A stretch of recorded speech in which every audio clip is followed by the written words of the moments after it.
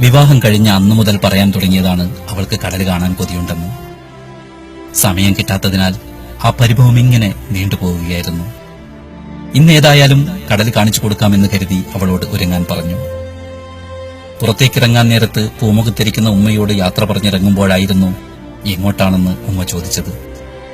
ഹിബയെ ഒന്ന് കടൽ കാണിക്കാൻ കൊണ്ടുപോവുക എന്നും പറഞ്ഞ് ഞങ്ങൾ യാത്ര തിരിച്ചു. അവളുടെ ആഗ്രഹം പോലെ കടലും തിരമാലയും എല്ലാം കണ്ട് സന്തോഷത്തോടെ വീട്ടിൽ തിരിച്ചെത്തിയപ്പോൾ നേരം ഒരുപാട് വൈകിയിരുന്നു. ഉമ്മ വിളമ്പിത്തന്ന ചൂടുള്ള ഭക്ഷണവും കഴിച്ച് റൂമിൽ വന്ന് കിടക്കുമ്പോഴാണ് ഭാര്യ കണ്ണുകളൊക്കെ നിറഞ്ഞുകൊണ്ട് അടുത്തേക്ക് വന്നത്. ഒന്നും പറയാതെ അരികത്തിരിക്കുന്ന അവളോട് കാര്യമറിയാതെ എന്തിനാ നീ കരയുന്നത് എന്ന് ചോദിച്ചപ്പോൾ, നമുക്ക് പോകുമ്പോൾ ഉമ്മയെ കൂടി കൊണ്ടുപോകാമായിരുന്നു.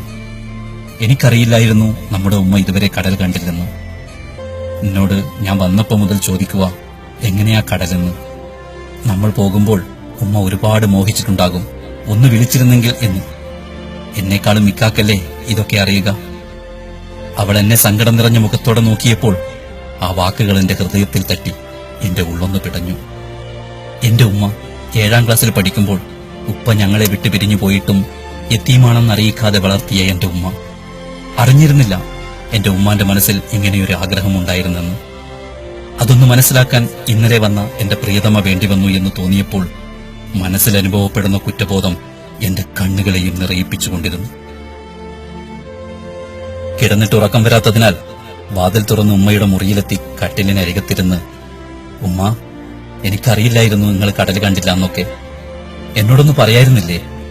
ഞാൻ കൊണ്ടാവില്ല എന്റെ ഉമ്മാനെ ഏത് ദുനിയാവിലേക്കും. എന്നോട് ക്ഷമിക്കുകയെന്ന് പറയുമ്പോൾ ഉമ്മ പറഞ്ഞു, എന്റെ കുട്ടിന്റെ മനസ്സ് കടലോളം സ്നേഹം നിറഞ്ഞതാണെന്ന് ഉമ്മാക്കറിയാലോ. പിന്നെന്തിനാ മോനെ ഉമ്മാക്ക് വേറൊരു കടല് എന്നും പറഞ്ഞ് ഉമ്മ എന്നെ വാരി പുണർന്ന് കരയുമ്പോൾ വാതിലിനപ്പുറത്ത് എല്ലാം കേട്ട് ഉമ്മയുടെ മനസ്സ് വായിച്ചു തന്ന എന്റെ പ്രിയതമ സന്തോഷിക്കുന്നുണ്ടാവുമെന്ന് എനിക്കുറപ്പായിരുന്നു. കാരണം അവൾ എന്നെ സ്നേഹിക്കുന്നതിനേക്കാൾ എന്റെ ഉമ്മയെ സ്നേഹിക്കുന്നവളാണെന്നതിന് തെളിവായിരുന്നു അക്കാര്യം മറച്ചുവെക്കാതെ എന്നെ അറിയിച്ചത്.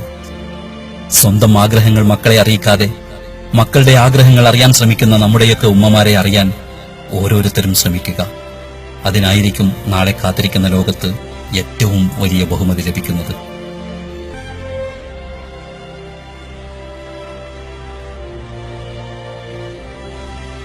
രചന റഷീദ് MRK സലാല. ശബ്ദം മമ്മി കോട്ടപ്പുറം.